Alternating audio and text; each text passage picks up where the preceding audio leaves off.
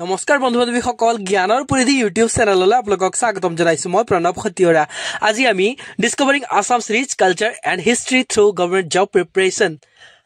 অসমৰ বিভিন্ন উৎসৱ মেলা আৰু নৃত্য festival fairs and dances of আসামক লৈ খুব গুৰুত্বপূৰ্ণ ভিডিঅ' এটি প্ৰস্তুত কৰিছো আৰু এই ভিডিঅ'টোত টাইটকাম ৰিক্ৰুটমেণ্ট এৰিয়া 2.0 আৰু আসাম পুলিচৰ কাৰণে খুব গুৰুত্বপূৰ্ণ আৰু যিসকল বন্ধু বান্ধৱী পোন প্ৰথমবাৰৰ বাবে আমাৰ চেনেলটো চাই আছে বা পোন প্ৰথমবাৰৰ বাবে আমাৰ চেনেলৰ লগত জড়িত আছে অনুগ্ৰহ কৰি আমাৰ চেনেলটো ছাবস্ক্ৰাইব কৰিব আৰু কাষত থকা বেল আইকনটো প্ৰেছ কৰি ৰাখিব কাৰণ আমি দিয়া ভিডিঅ' সমূহৰ নটিফিকেশ্যন আপোনালোকে পোন প্ৰথমতে পাব পাৰে আৰু ভিডিঅ'সমূহ মিছ নকৰাকৈ চাব পাৰে আৰু লগতে আপোনালোকৰ অন্যান্য বন্ধুবৰ্গলৈ ভিডিঅ'সমূহ শ্বেয়াৰ কৰিব কাৰণ নলেজ যিমানেই শ্বেয়াৰ কৰা যায় সিমানেই দৃঢ় হৈ পৰে বিকজ শ্বেয়াৰিং ইজ কেয়াৰিং তো বন্ধু বান্ধৱীসকল দেৰি নকৰাকে আজি ভিডিঅ'টো আমি আৰম্ভ কৰিম আৰু লগতে আপোনালোকে কমেণ্ট আৰু লাইক কৰিবলৈ নাপাহৰিব তো বন্ধু বান্ধৱীসকল দেৰি নকৰাকে আজি ভিডিঅ'টো আমি আৰম্ভ কৰোঁ বলক অসমৰ বিভিন্ন উৎসৱ মেলা আৰু নৃত্য festivals fairs and dances of Assam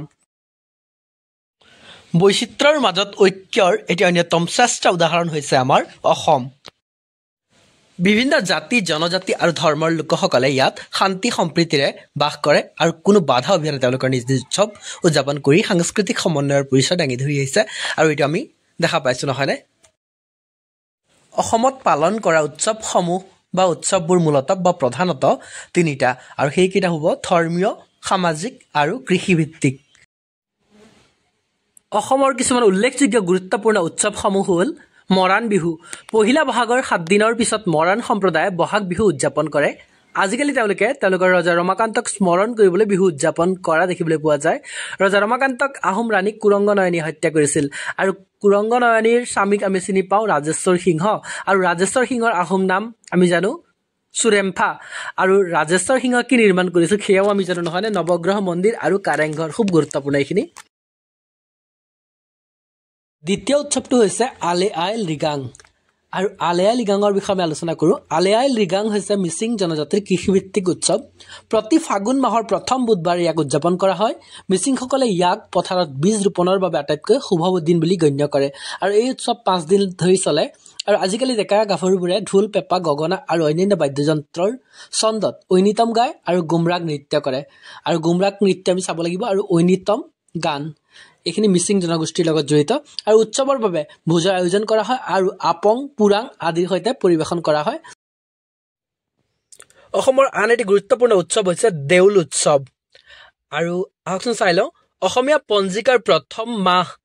বহাগত অসমৰ বিভিন্ন প্ৰান্তত মুখ্যতঃ দৰং জিলাত দেউল উৎসৱ উদযাপন কৰা দেখিবলৈ পোৱা যায় নতুন বছৰটোত ৰাইজক সুৰক্ষিত ৰাখিবলৈ ভগৱান বিষ্ণুৰ উপাসনা কৰিবলৈ এই উৎসৱ আয়োজন কৰা হয় মানুহে তেওঁলোকৰ নৈবেদ্যবোৰ মাটিৰ চাকিৰ সৈতে দেউল নামৰ মাটিৰ এটা ওখ স্তূপৰ ওচৰত আগবঢ়ায় আৰু সাধাৰণতে উৎসৱৰ লগতে এখন মেলাও আয়োজন কৰা দেখিবলৈ পোৱা যায়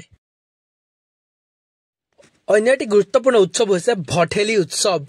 আৰু